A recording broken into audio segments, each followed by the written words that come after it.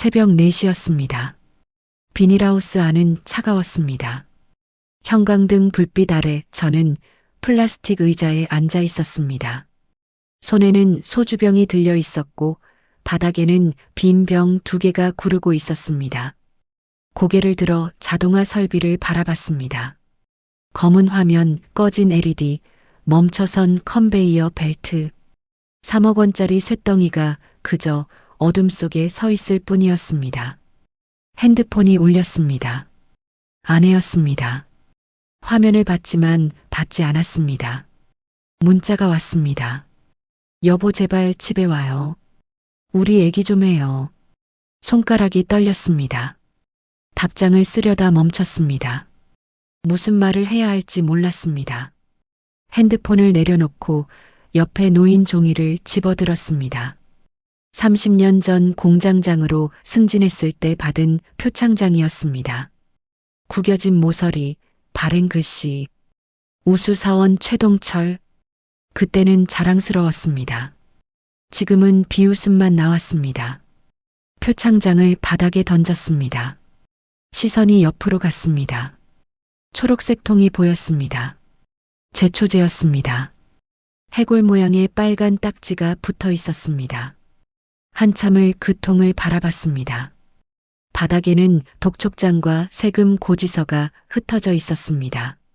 30년을 일했는데, 평생을 성실하게 살았는데, 소주를 한 모금에 목구멍이 타들어갔습니다.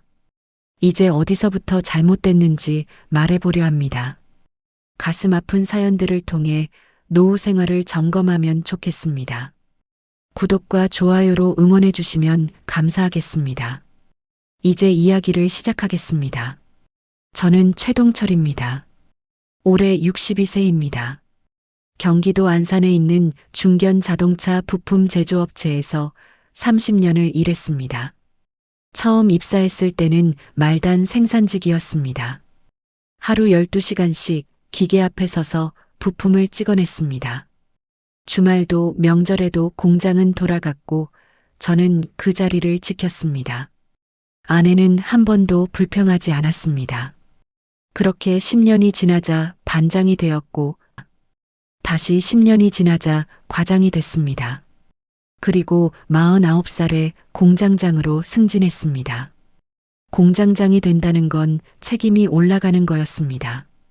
200명이 넘는 직원들의 안전과 생계가 제 어깨에 올라왔습니다. 새벽 5시에 출근해서 밤 11시에 퇴근했습니다. 기계가 고장나면 주말에도 달려갔습니다. 컨베이어 벨트 소리, 유압 프레스 소리만 들어도 무엇이 문제인지 판단할 수 있었습니다. 그게 제 자부심이었습니다. 그렇게 세월이 흘러 퇴직하게 되었습니다. 30년 동안 야근 수당 모으고 상여금 아껴서 만든 돈을 받았습니다. 큰아들 대학 등록금, 작은 딸 결혼 비용 다 거기서 나갔습니다.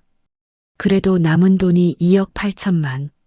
누군가에게 그다지 큰 금액이 아니겠지만 제게는 든든했습니다. 이제 아내하고 편하게 여행도 가고 맛있는 것도 먹고 그렇게 여생을 보내면 되겠다 생각했습니다. 마지막 출근 날이었습니다. 공장 직원들이 작은 송별회를 열어줬습니다. 꽃다발을 받고 인사말을 했습니다.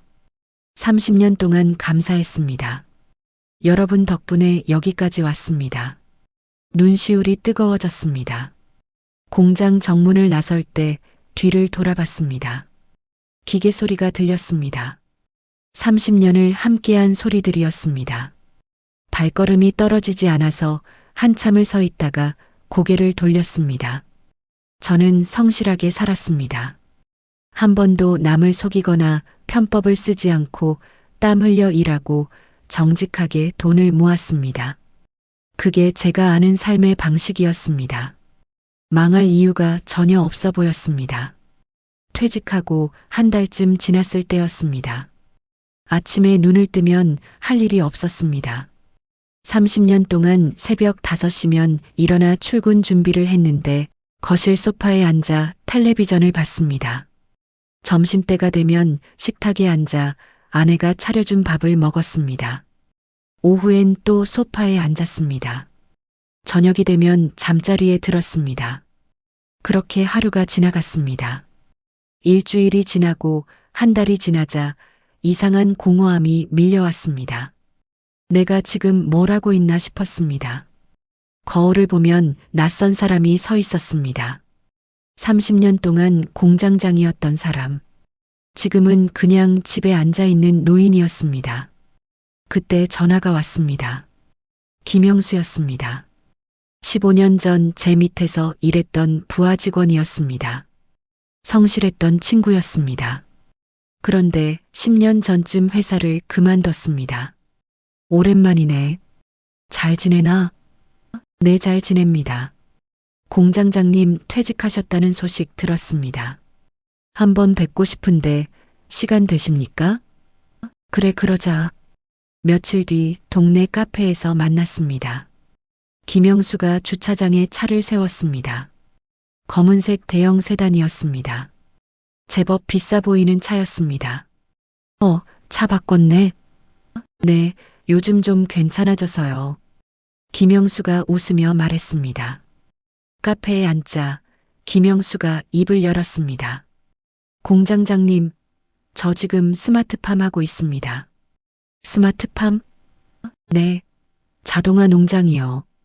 요즘 대세입니다. 김영수가 핸드폰을 꺼내 사진을 보여줬습니다. 비닐하우스 안에 깔끔하게 정리된 재배대들이었습니다. 컴퓨터 화면에는 온도, 습도, 양액 농도가 실시간으로 표시되고 있었습니다. 이게 다 자동으로 돌아갑니다. 제가 할 일은 거의 없어요. 그냥 수확만 하면 됩니다. 진짜? 네, 진짜입니다. 김영수가 통장 앱을 열었습니다. 화면을 제게 보여줬습니다. 입금 내역이 줄줄이 찍혀 있었습니다. 250만 원, 310만 원, 280만 원. 이게 한 달 수익입니다.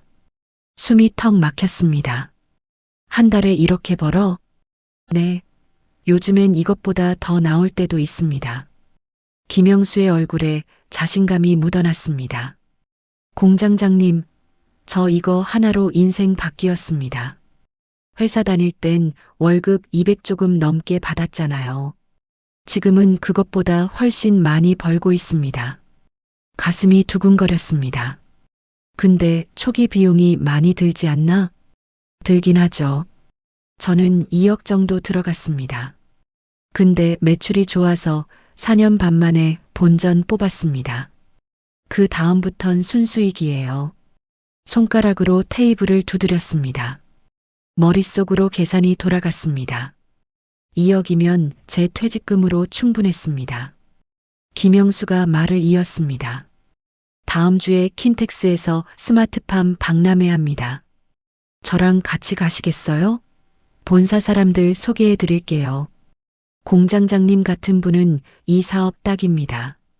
기계 다루실 줄 아시잖아요. 왜 딱이라고 생각해? 이게 결국 시스템 사업이거든요. 자동화가 핵심입니다.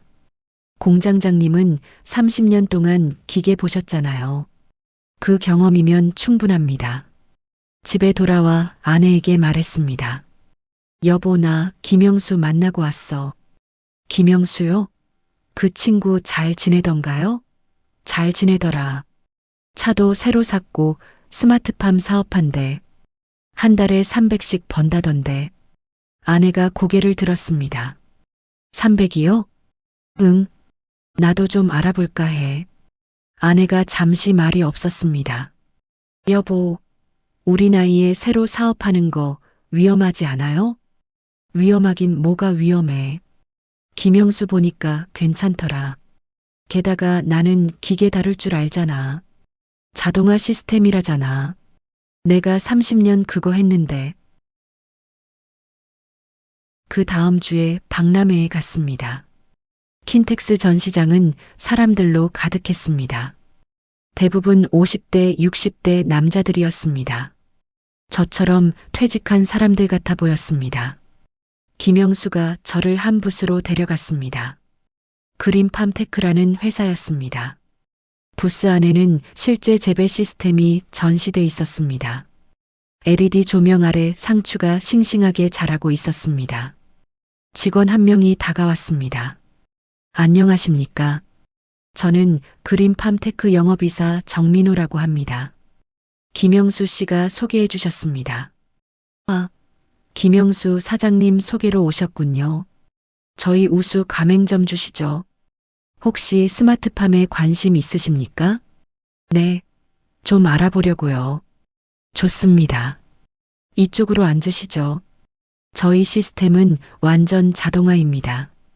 온도, 습도, 양액 농도, 조명 시간 전부 IoT로 제어됩니다. 손가락으로 화면을 넘기며 설명했습니다. 초기 투자 비용은 2억 5천만 원입니다. 여기에 비닐하우스 설치, 자동화 시스템, 재배대, 양액 공급 장치 전부 포함입니다. 월 수익은 어느 정도 나오나요? 보수적으로 잡아도 월 300만 원입니다. 정민호가 자신 있게 말했습니다. 성수기엔 400까지도 나옵니다. 제 손가락이 테이블을 두드렸습니다. 월 300이면 1년에 3,600.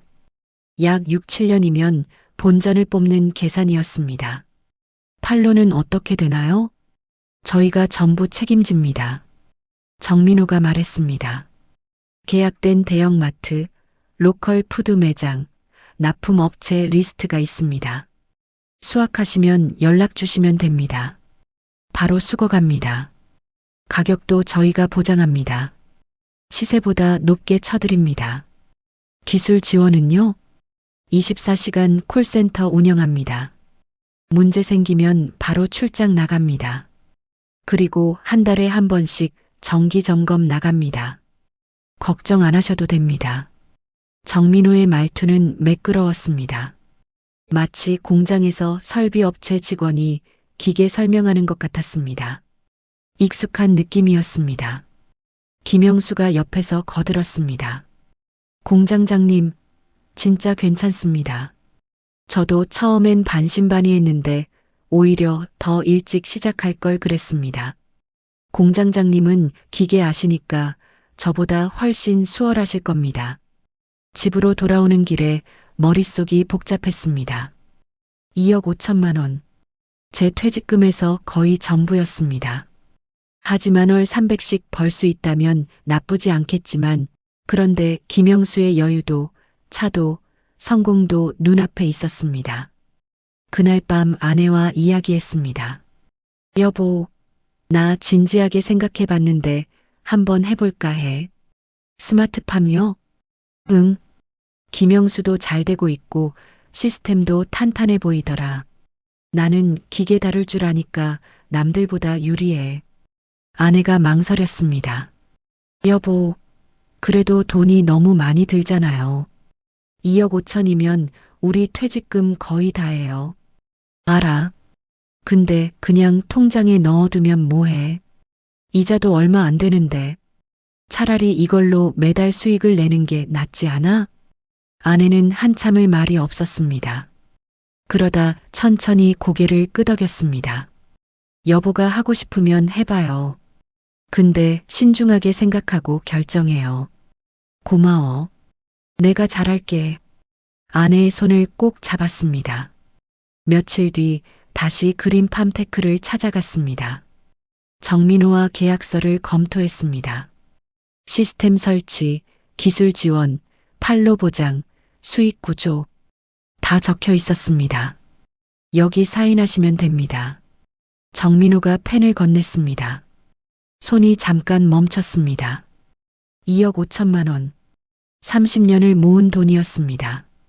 하지만 김영수 얼굴이 떠올랐습니다. 저 이거 하나로 인생 바뀌었습니다. 공장장님은 저보다 더 잘하실 겁니다. 펜을 들었습니다. 계약서에 이름을 적었습니다. 도장을 찍었습니다. 축하드립니다. 좋은 선택하셨습니다. 절대 후회 안 하실 겁니다. 그날 집에 돌아와 아내에게 말했습니다. 여보 계약했어. 아내가 놀란 얼굴로 저를 봤습니다. 벌써요? 응. 빨리 시작하는 게 좋대. 김영수도 그러고 회사에서도 지금이 적기래. 아내는 아무 말도 하지 않았습니다. 다만 한숨을 길게 내쉬었습니다. 저는 확신했습니다. 나는 30년 동안 기계를 다뤄온 사람인데 자동화 시스템 정도는 충분히 다룰 수 있었습니다.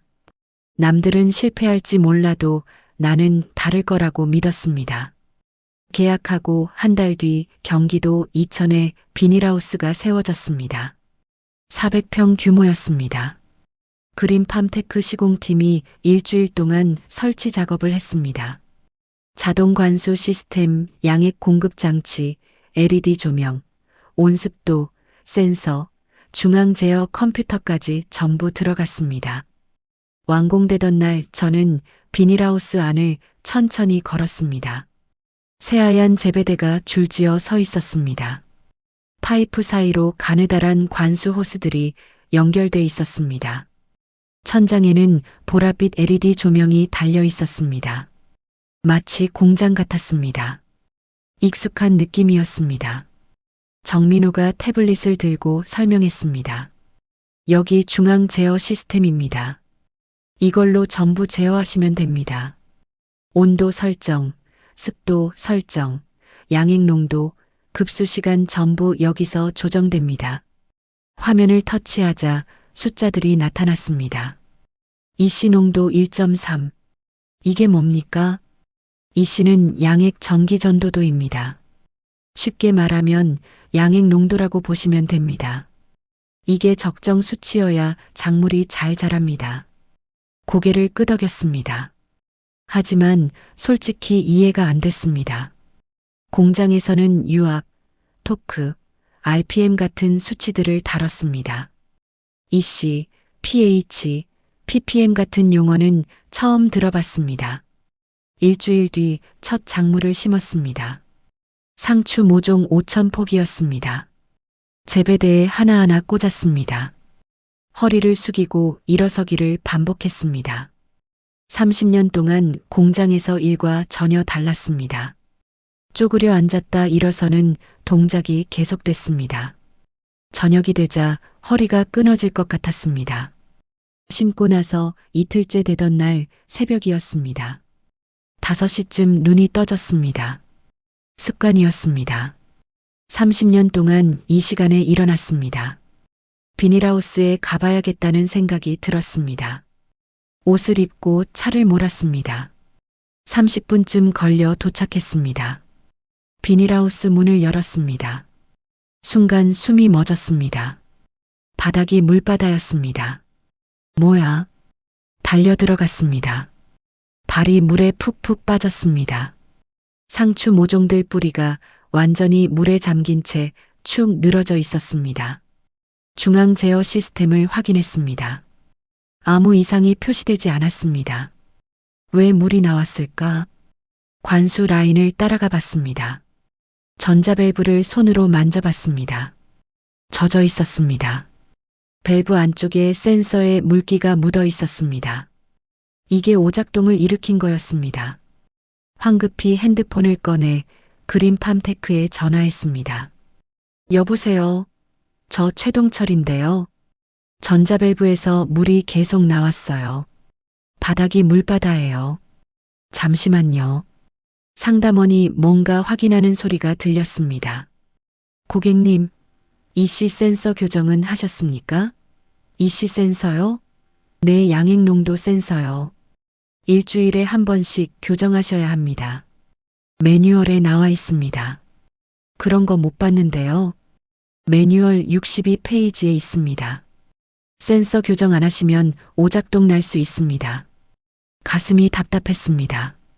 그럼 이거 어떻게 해야 되나요? 출장 기사 보내드리겠습니다.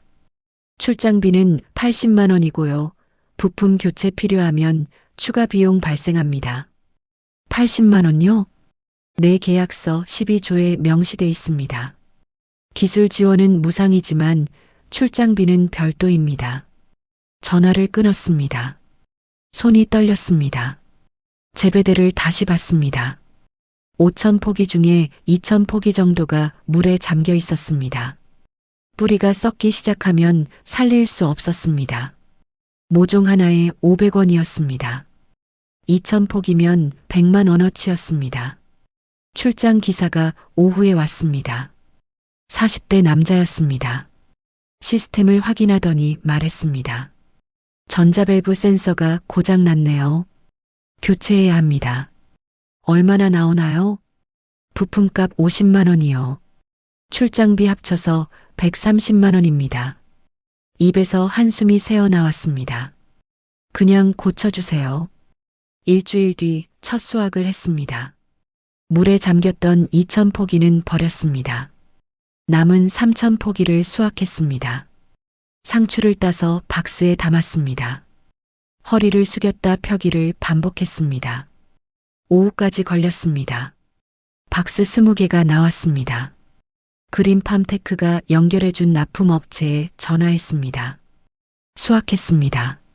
수거 가능한가요? 네, 내일 아침에 가겠습니다. 다음 날 아침 트럭이 왔습니다. 기사가 박스들을 확인했습니다. 뚜껑을 열어 상추를 살폈습니다. 표정이 굳었습니다. 이거 품질이 좀 안 되는데요. 뭐가 문제인가요? 엽록소 수치가 낮아요. 색깔 보세요. 너무 연해요. 그리고 줄기 길이도 규격 미달입니다. 규격이 있나요? 당연하죠. 저희 기준이 있습니다. 이건 구매 어렵겠는데요. 잠깐만요. 저는 황급히 핸드폰을 꺼내 정민호에게 전화했습니다. 이사님, 지금 납품업체에서 품질 미달이래요. 구매 안 한답니다. 아, 그러십니까? 잠시만요. 정민호가 납품업체 기사와 통화했습니다. 몇 마디 주고받더니 전화가 끊겼습니다. 기사가 말했습니다.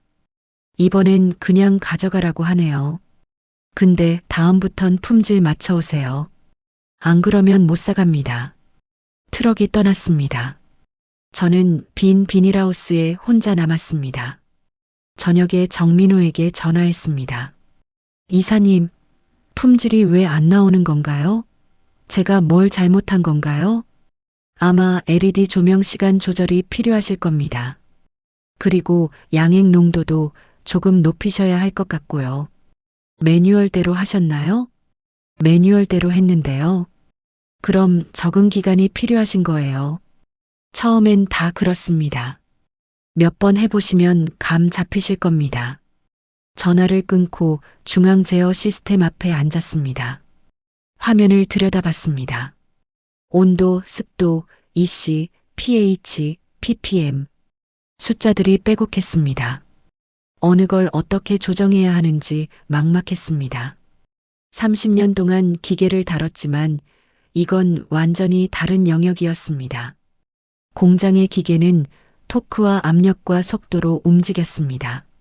하지만 식물은 온도와 습도와 영양분으로 자랐습니다. 전혀 다른 언어였습니다.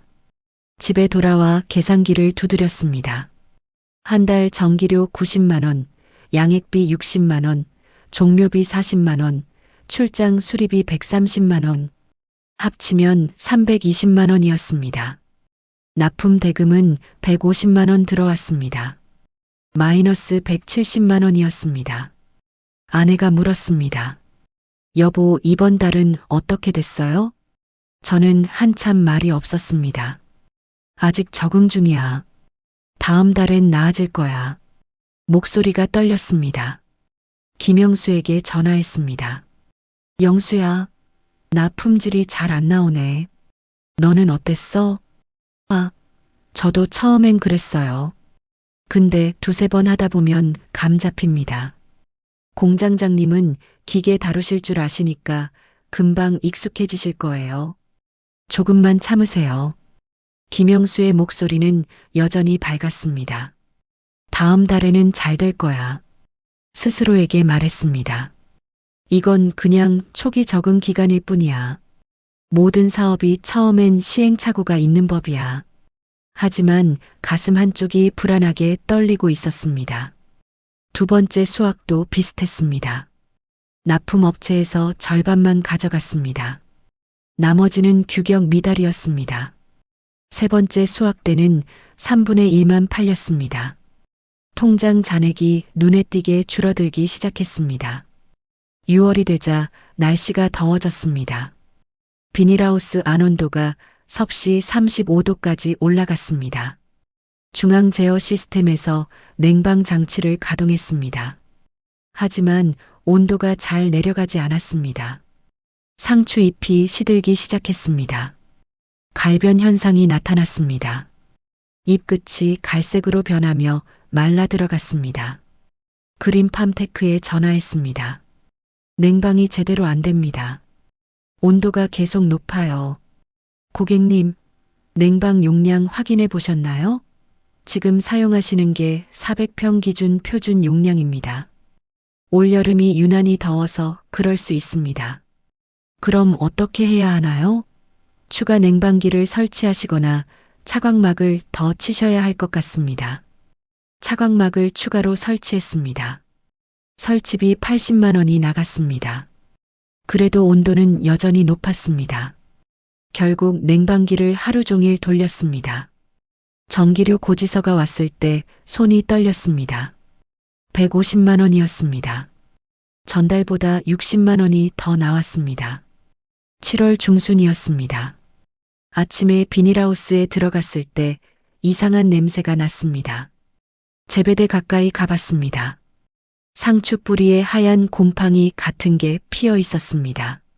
손으로 만져봤습니다. 미끈거렸습니다. 뿌리썩 은병이었습니다. 급히 그린팜테크에 전화했습니다. 뿌리에 곰팡이가 폈어요. 이거 어떻게 해야 하나요? 뿌리썩 은병 같은데요. 양액 온도가 너무 높아서 그럴 수 있습니다. 약재 처리하셔야 합니다. 약재요? 네, 저희 쇼핑몰에서 구매하실 수 있습니다. 링크 문자로 보내드리겠습니다. 문자가 왔습니다. 링크를 눌렀습니다. 생물학적 살균제 한 통에 15만 원이었습니다. 세 통을 주문했습니다. 45만 원이 빠져나갔습니다. 약재가 도착해서 매뉴얼대로 살포했습니다. 하지만 일주일이 지나도 증상이 나아지지 않았습니다. 오히려 더 번졌습니다. 결국 그 차수 상추는 전부 폐기했습니다. 5천 포기가 통째로 버려졌습니다. 아내가 물었습니다. 여보, 요즘 표정이 안 좋은데 무슨 일 있어요? 아니야, 괜찮아. 그냥 좀 힘들어서 그래. 사업은 잘 되고 있어요? 말문이 막혔습니다. 한참을 입을 열지 못하다가 말했습니다. 아직은 적응 중이야. 조금만 더 시간이 필요해. 아내가 제 손을 잡았습니다. 여보, 혹시 힘들면 그만둬도 돼요. 고개를 저었습니다. 아니야. 지금 그만두면 지금까지 쓴 돈이 다 날아가. 조금만 더 해보자. 8월이 되자 새로운 문제가 생겼습니다. 허리였습니다. 한 달 내내 쪼그려 앉았다 일어서기를 반복하다 보니 허리가 끊어질 것 같았습니다. 아침에 일어날 때 허리를 펼 수가 없었습니다. 진통제를 먹고 버텼습니다. 하지만 점점 심해졌습니다. 결국 병원에 갔습니다. 엑스레이를 찍었습니다. 의사가 사진을 보며 말했습니다. 허리 디스크가 좀 나와 있네요. 무리하신 거 있으세요? 요즘 농사일 하고 있습니다. 나이가 60이면 조심하셔야죠. 허리에 부담 가는 일은 피하세요. 물리치료 받으시고 약 처방해 드릴게요. 일주일에 3번씩 병원에 다녔습니다. 물리치료비가 한 번에 3만 원씩 나갔습니다. 약값도 만만치 않았습니다. 한 달에 병원비로 50만 원이 나갔습니다. 9월 어느 날 저녁이었습니다. 아내와 식탁에 마주 앉았습니다. 아내가 통장을 꺼내 테이블 위에 올려놨습니다. 여보, 이거 좀 봐요. 통장을 펼쳤습니다. 잔액이 3,200만 원이었습니다. 석 달 전만 해도 6천만 원이 넘었습니다. 절반 가까이 날아간 겁니다. 여보, 이러다간 안 돼요. 아내의 목소리가 떨렸습니다. 우리 퇴직금이 계속 빠져나가고 있어요. 알아. 나도 알아. 그럼 어떻게 할 건데요? 이대로 계속 하실 거예요? 아내의 눈에 눈물이 맺혔습니다. 할 말이 없었습니다. 고개를 숙였습니다. 손이 떨렸습니다. 여보, 미안해. 목소리가 갈라졌습니다. 조금만 더 시간을 줘. 내가 반드시 잘 되게 만들게. 아내는 아무 말도 하지 않았습니다.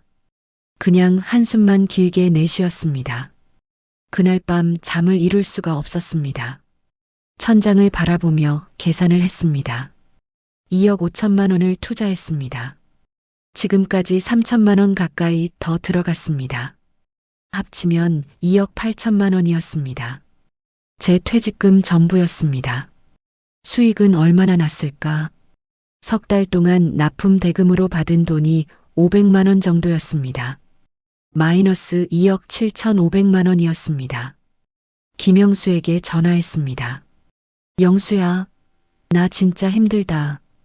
품질도 안 나오고 병충해도 계속 생기고 전기료는 미칠 것 같고 너는 정말 이렇게 안 됐어? 한참 침묵이 흘렀습니다. 김영수가 조심스럽게 말했습니다. 공장장님, 사실은요. 저도 요즘 좀 어렵습니다. 뭐? 저도 작년부터 적자예요. 납품이 잘 안 되고 있어요. 심장이 쿵 내려앉는 기분이었습니다.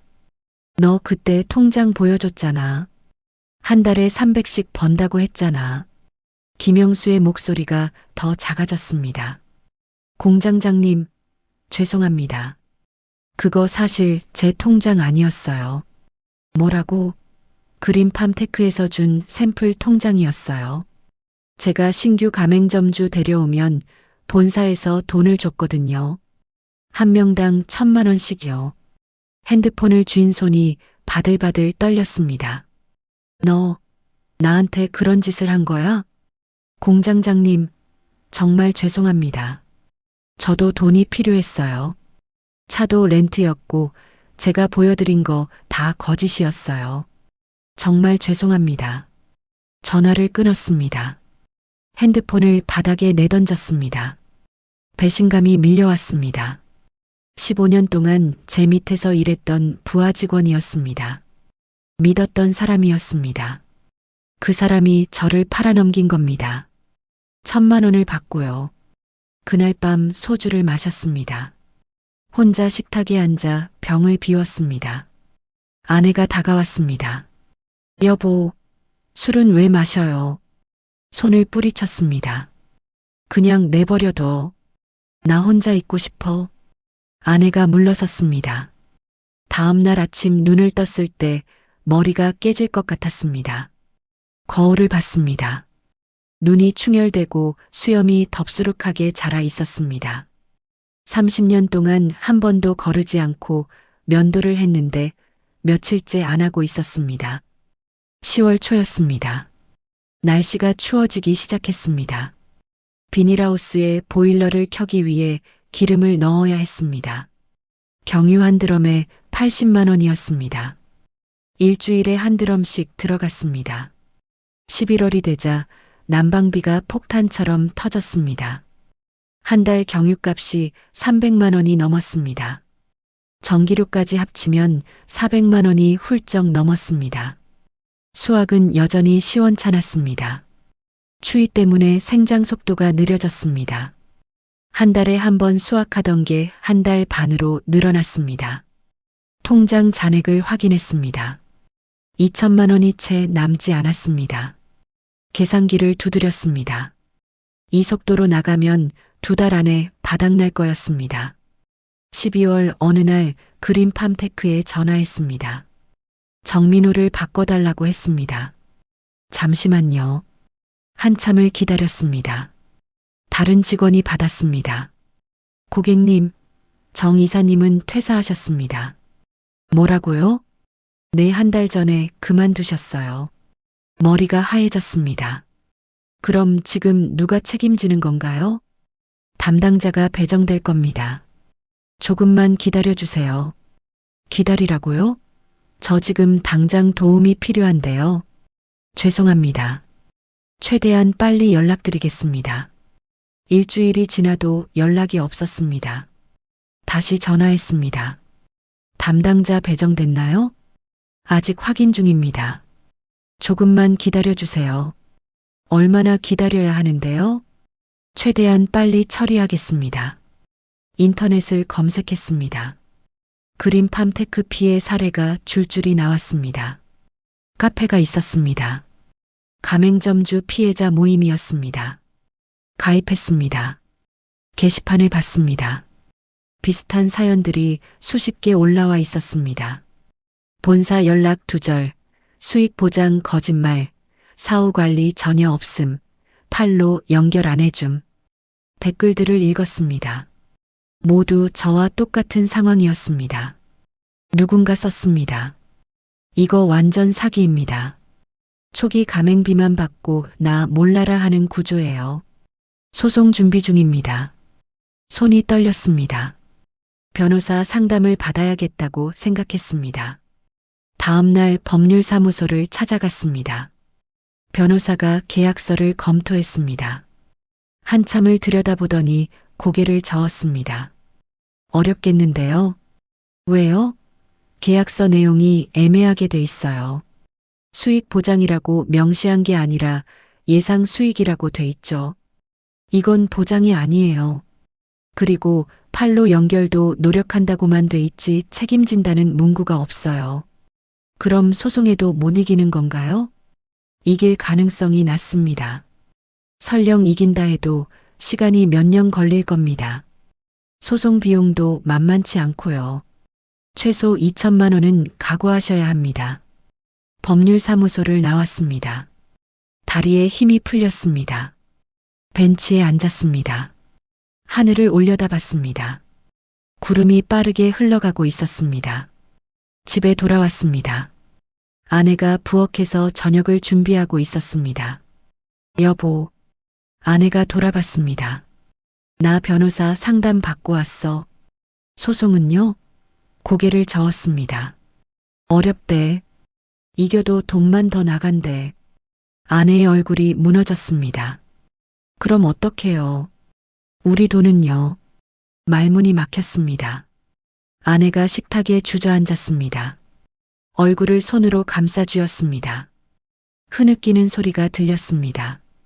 여보 미안해. 다가가서 아내의 어깨를 잡았습니다. 정말 미안해. 내가 잘못했어. 아내는 아무 말도 하지 않았습니다. 그냥 울기만 했습니다. 12월 중순이었습니다. 새벽 4시에 전화벨이 울렸습니다. 비몽사몽간에 받았습니다. 여보세요? 고객님 비닐하우스 화재 경보 울렸습니다. 즉시 확인하세요. 잠이 확 깼습니다. 옷을 걸치고 차를 몰았습니다. 새벽 도로를 달렸습니다. 심장이 미친 듯이 뛰었습니다. 비닐하우스에 도착했습니다. 멀리서부터 연기가 보였습니다. 아니, 차에서 뛰어내렸습니다. 비닐하우스 한쪽에서 시커먼 연기가 피어오르고 있었습니다. 문을 열고 들어갔습니다. 중앙 제어 시스템 쪽에서 불꽃이 튀고 있었습니다. 전기 합선이었습니다. 소화기를 들고 분말을 뿌렸습니다. 불은 꺼졌지만 중앙 제어판이 새까맣게 타 있었습니다. 손으로 만져봤습니다. 뜨거웠습니다. 화면 LED들은 전부 꺼져 있었습니다. 199에 신고했습니다. 소방차가 왔습니다. 소방관들이 잔불을 정리했습니다. 다행히 큰 불은 아니었지만 중앙 제어 시스템은 완전히 망가졌습니다. 재배대 쪽도 절반 정도 그을렸습니다. 상추는 전부 못 쓰게 됐습니다.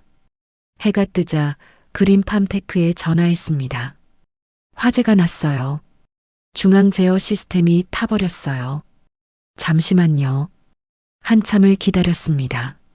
담당자가 바뀌었습니다. 고객님, 확인했습니다. 수리 견적 내드리겠습니다. 출장 나가서 확인해야 합니다.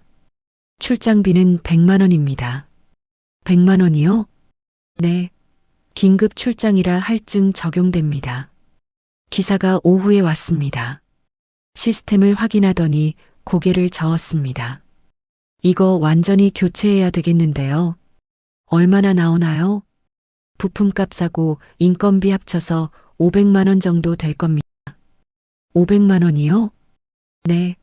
중앙 제어판이 완전히 탔어요. 기판부터 다시 해야 합니다. 손이 떨렸습니다. 보험은 안 되나요? 화재 보험 들어놓으셨어요?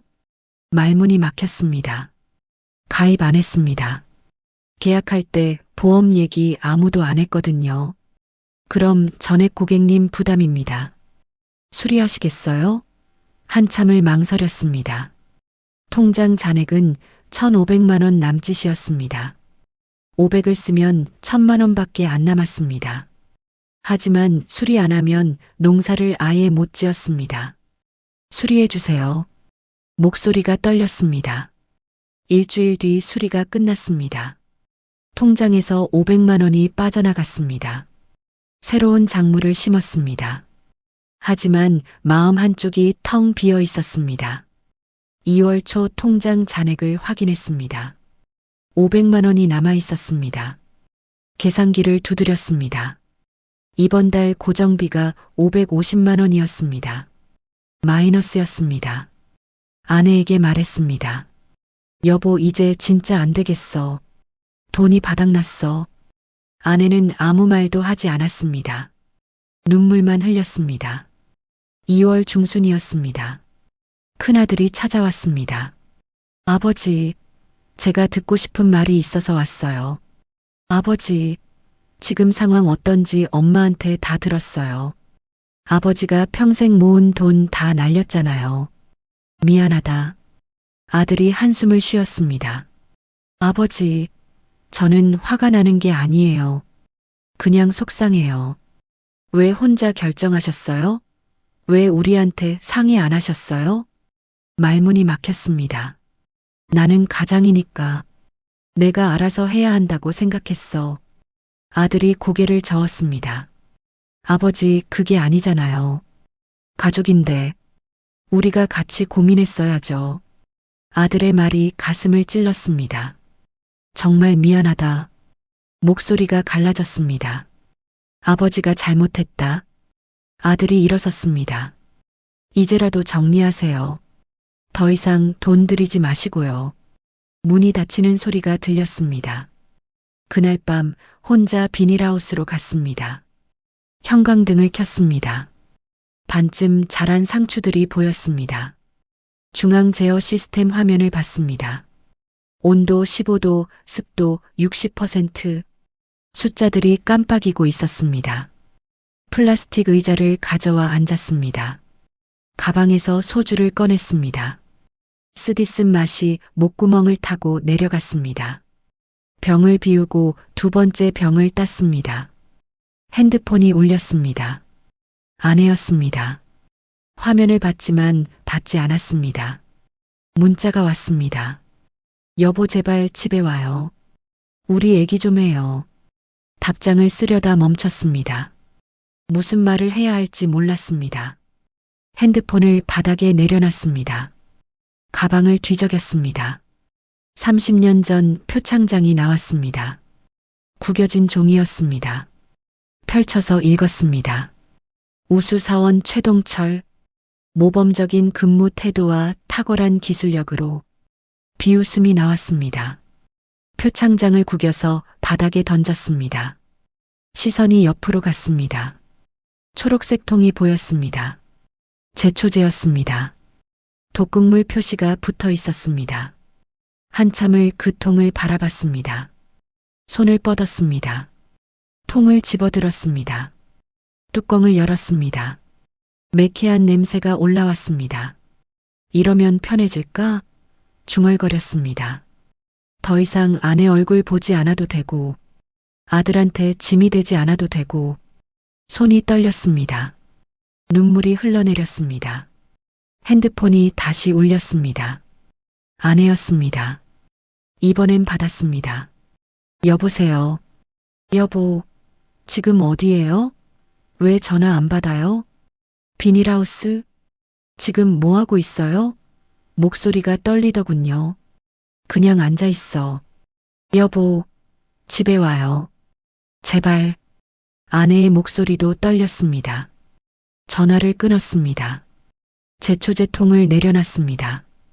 얼굴을 손으로 감싸 쥐었습니다. 흐느끼는 소리가 새어나왔습니다. 1시간쯤 지났을까요? 비닐하우스 문이 열렸습니다. 아내였습니다.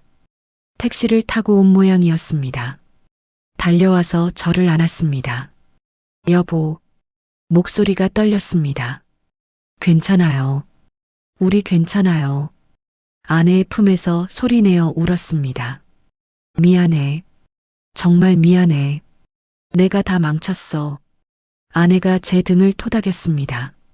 괜찮아요. 여보, 우리 함께 이겨내요. 그날 밤 집으로 돌아왔습니다. 아내가 따뜻한 물을 끓여줬습니다. 식탁에 마주 앉았습니다. 여보, 이제 그만해요. 아내가 조용히 말했습니다. 더 이상 할 수 없어요. 돈도 없고 당신 건강도 망가지고 있어요. 고개를 끄덕였습니다. 그래. 그만둘게. 정리할게. 목소리가 잠겼습니다. 사흘 뒤 비닐하우스를 폐쇄했습니다. 난방을 끄고 시스템을 종료했습니다. 마지막으로 안을 둘러봤습니다. 시들어가는 상추들이 보였습니다. 문을 잠갔습니다. 돌아서서 걸어 나왔습니다. 2억 5천만 원을 들여 만든 꿈이었습니다. 1년 반 만에 완전히 무너졌습니다. 남은 건 빈 비닐하우스와 400만 원 남짓한 통장 잔액뿐이었습니다. 차에 앉아 시동을 걸었습니다. 백미러로 비닐하우스를 봤습니다. 하얗게 빛나던 꿈의 공간이었습니다. 지금은 그냥 텅 빈 쇳덩어리였습니다. 집으로 돌아오는 길에 눈물이 멈추지 않았습니다.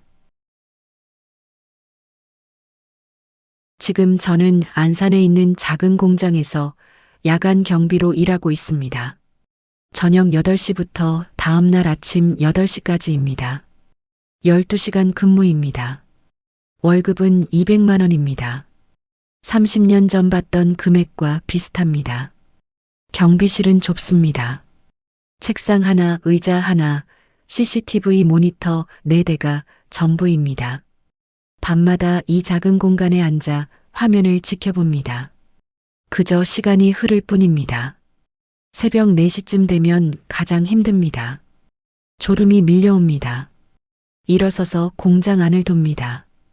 컨베이어 벨트도 유압 프레스도 조용합니다. 30년 전 이 기계들이 지금은 그냥 스쳐 지나가는 풍경일 뿐입니다. 순찰을 마치고 경비실로 돌아옵니다. 새벽 5시입니다.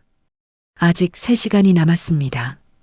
이천에 있는 비닐하우스는 아직 그대로 있습니다. 팔려고 내놨지만 연락 오는 사람이 없습니다. 부동산에 문의했습니다. 지금 시세로는 1,000만 원도 안 될 거래요. 땅값만 쳐도 2천 정도인데 거기다 철거비까지 들어가니까요. 누가 사겠어요. 매년 봄이 되면 재산세 고지서가 옵니다. 40만 원입니다. 아무 쓸모도 없는 땅에 세금만 꼬박꼬박 나갑니다. 고지서가 올 때마다 손이 떨립니다. 통장 잔액은 400만 원에서 더 이상 늘지 않습니다. 제 월급 200만 원에서 생활비 150만 원을 쓰고 나면 50만 원이 남습니다. 그걸 모아봤자 1년에 600만 원입니다. 2억 5천만 원을 날렸습니다. 그 돈을 모으려면 몇십 년이 걸릴까요? 계산하다가 그만뒀습니다. 아내는 아무 말도 하지 않습니다. 제가 야근 나갈 때 도시락을 싸줍니다. 아침에 돌아오면 밥을 차려놓습니다. 예전처럼 웃지는 않습니다. 하지만 옆에 있어줍니다. 그것만으로도 감사합니다. 아들은 가끔 전화합니다. 아버지 건강은 괜찮으세요? 괜찮아. 몸 조심하세요. 통화는 짧습니다. 더 이상 할 말이 없습니다. 제가 아들에게 해줄 수 있는 게 아무것도 없습니다. 작은 딸은 전화할 때마다 울먹입니다. 아빠 미안해요. 제가 결혼할 때 돈 많이 쓰게 해서 그 돈만 있었어도 말을 끊었습니다. 괜찮아. 아빠는 괜찮아. 딸은 끝까지 울었습니다.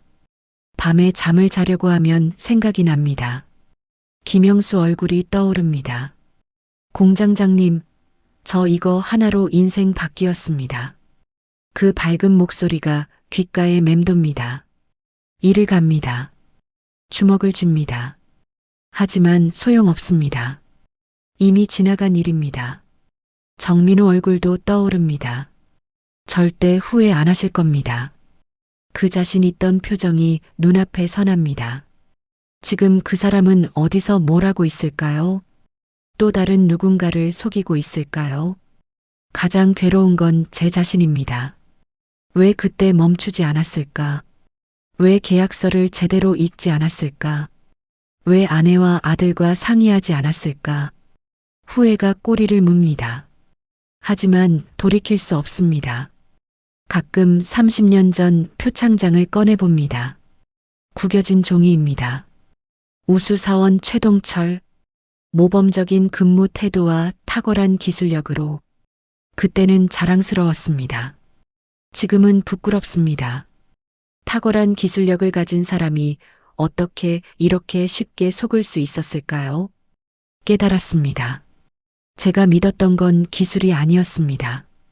자만이었습니다.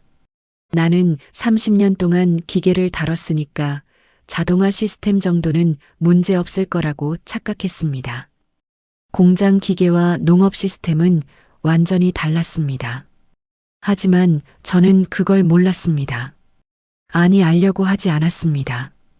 김영수를 믿었던 것도 마찬가지였습니다. 15년 동안 같이 일했으니까 날 속이진 않을 거라 믿었지만 사람은 돈 앞에서 변합니다. 1,000만 원이면 옛 은혜도 져버립니다. 그걸 몰랐습니다. 퇴직 후 공허함도 문제였습니다. 30년 동안 공장장이었습니다. 사람들이 저를 공장장님이라고 불렀습니다. 퇴직하고 나니 아무도 그렇게 부르지 않았습니다. 그냥 최 선생님이었습니다.